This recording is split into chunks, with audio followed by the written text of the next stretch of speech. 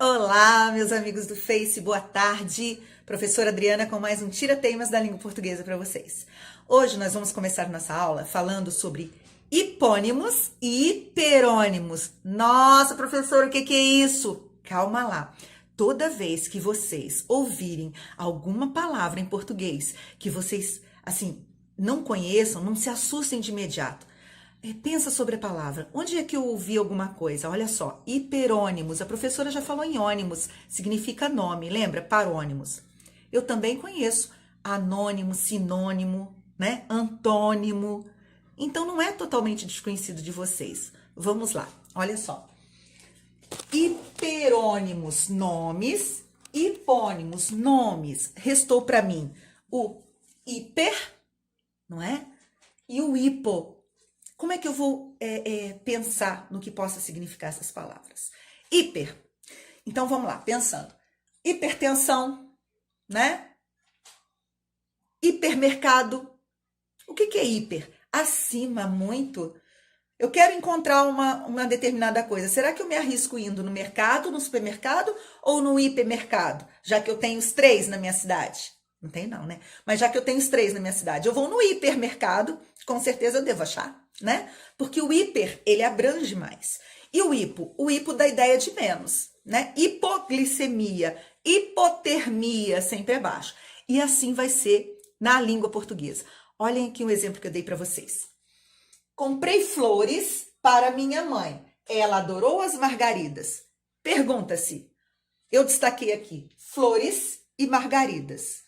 Eu comprei flores. Quando eu falo para vocês que eu comprei flores para minha mãe, eu abro um leque de opções aí na imaginação de vocês. Que flores será que a professora comprou? Não é isso? Porque eu poderia ter comprado tulipa, orquídea, rosa e comprei margaridas. Quando eu especifico margarida, né? Eu elimino a ideia das outras.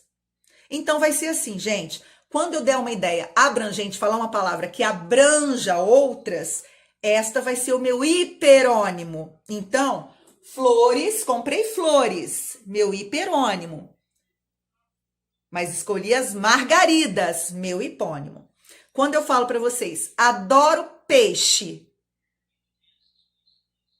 em especial a tainha. Olha só, adoro peixe.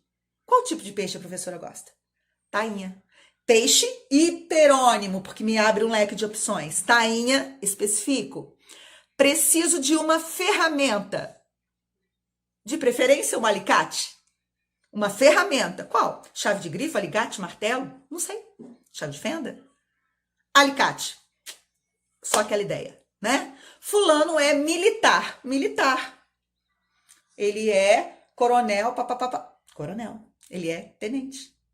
Não é isso? Então, militar, meu hiperônimo. E assim vai.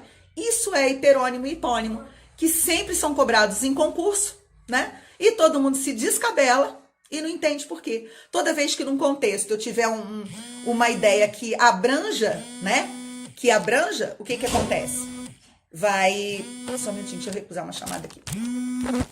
Toda vez que eu tiver uma ideia que seja abrangente, eu estou trabalhando o hiperônimo. Toda vez que eu tiver uma ideia específica, vai ser o meu hipônimo, ok? Agora vamos lá para mais uma dúvida aqui. Eu acredito que isso tenha sido novidade para muitos, né? Agora, olha aqui para mim. Esse trio. Sessão, sessão, sessão. Pronuncio do mesmo jeito. Sessão, sessão, sessão. Cada uma na sua aplicação. Até rimou. Sessão. Esse sessão tem a sua forma variante, ou seja, só outra maneira de escrever com C mudo, tá? Mas em desuso. Esse sessão significa divisão, ou seja, a loja distribui os seus produtos de acordo com a seção a que eles pertencem, né? Seção feminina, seção masculina, seção de higiene, tá bom? Seção, divisão. Esse seção aqui, vocês vão notar que tem S demais para uma palavra só, gente. Olha só. ela tem uma, duas, três, quatro, cinco, seis letras, sendo que três delas, ou seja, 50%, a metade é S. Eu costumo falar que essa sessão tem uma reunião de S's, e nada mais é do que sessão com SS, reunião, tá? Este sessão eu vou utilizar para reunião, ok? Então, eu vou uma sessão espírita, eu vou uma sessão de cinema, uma sessão na Câmara, tá bom? Sessão, reunião de pessoas. Sessão com uma reunião de S's. Este sessão com C é inconfundível. Ele é do verbo ceder, tá? Que significa doar. Fiz uma sessão de fraldas geriátricas, as quais arrecadei numa gincana, tá? Fiz uma sessão das roupas que não uso mais para o abrigo de pessoas necessitadas, tá bom? Sessão. Então, esse sessão é doação, que vem do verbo ceder, que também é com C. Ok? Dúvidas nenhuma, tá? Sessão, uma reunião de S's, reunião. Sessão, que é secção, divisão, e a sessão do verbo ceder, doação. Agora, uma outra dúvida aqui. Vocês sabiam que eu tenho esta palavra aqui, esperto, que é do uso comum nosso, e eu tenho esperto com X? Vocês sabiam disso? Tá? Não é expert, não, é esperto. O esperto e esperto são homófonas, mesmo som. Esperto e esperto. Para quando eu vou usar uma e outra? Esperto é o nosso uso comum. Nossa, meu menino tá ficando tão esperto. Nossa, que cãozinho esperto. E aí vai, né? De ágil, de sábio, de vivo. É esse esperto.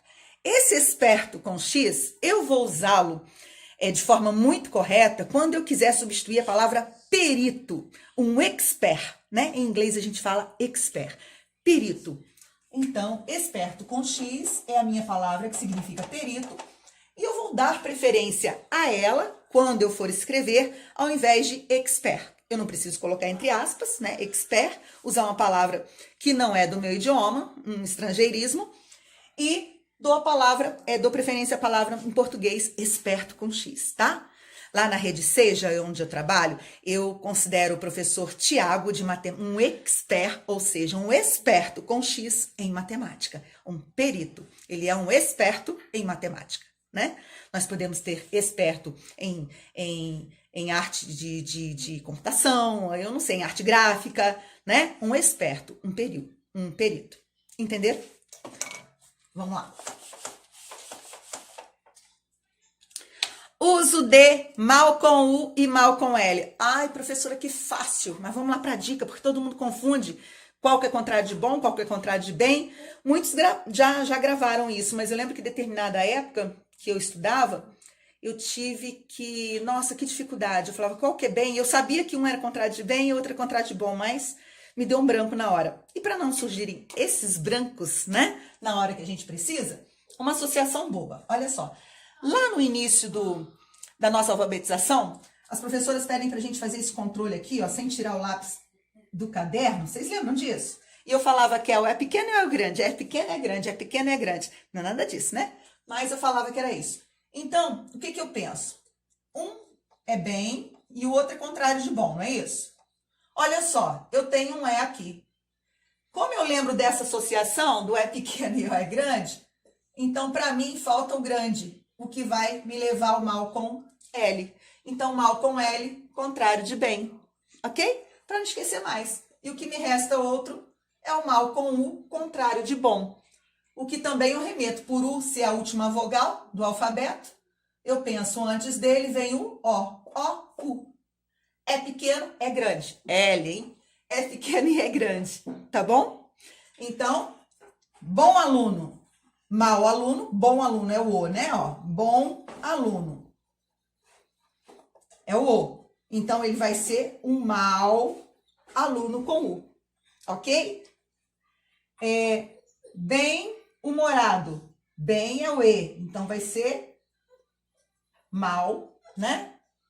Humorado. Tá? Pra vocês não esquecerem, bobeira, né? Mais ajuda. Falamos de hipônimos, falamos da seção, né? E agora, para terminar nossa aula, nós vamos falar de mais e mais. Tenho visto muita gente errando, gente. Esse mas e esse mais. Para não errar mais. Para não errar mais. Ou seja, para não errar menos, contrário de menos. Para não errar mais vezes, mais quantidade. Então, esse mais aqui, ó, quantidade.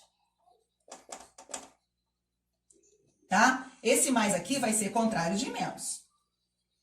Então, quando eu falo, hoje está mais frio que ontem, né? É de quantidade, mais de intensidade, não é? Mais frio que ontem. Então, hoje está menos frio, é o mais com i. E esse mas é a preposição que significa porém, né? Ó, duas frases. Choveu.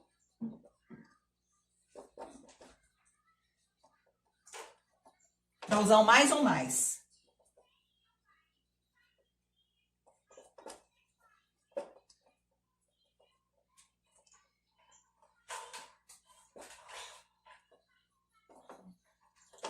Olha lá. Choveu, mas continua calor. Porém, continua calor, ó. Hoje choveu mais do que ontem. Tô até comparando quantidade. Tá bom?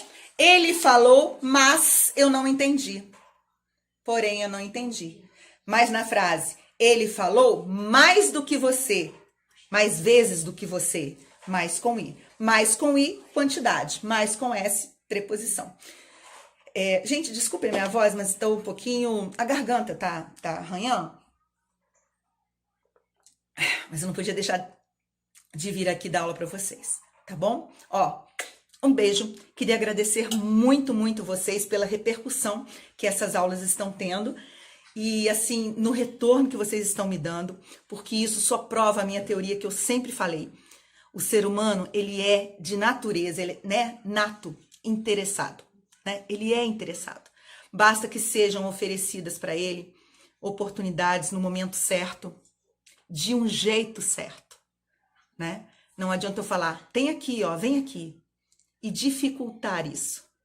De nada vai adiantar. A gente tem o nosso esforço, mas a gente tem o nosso limite, né? Então eu tenho visto muito comentários assim das pessoas falando, nossa, o português assim fica mais fácil. Não é que eu seja bambambam, não é isso. Eu tenho muitas dificuldades, tanto que eu criei um monte de coisinhas bobas para eu poder aprender. Eu sou interessada, eu considero importante para a minha vida, mas eu precisei de uma pessoa para me mostrar um caminho mais fácil. E é isso que eu estou tentando fazer com vocês. Tentar mostrar, despertar um interesse e mostrar que existe um caminho mais fácil. Vocês façam a sua parte de se interessar e de buscar. E eu faço a parte de chegar o meu conhecimento até vocês de uma forma acessível, de uma forma prazerosa, tá bom? Com amor e carinho. Um beijo para vocês, tenham uma boa semana.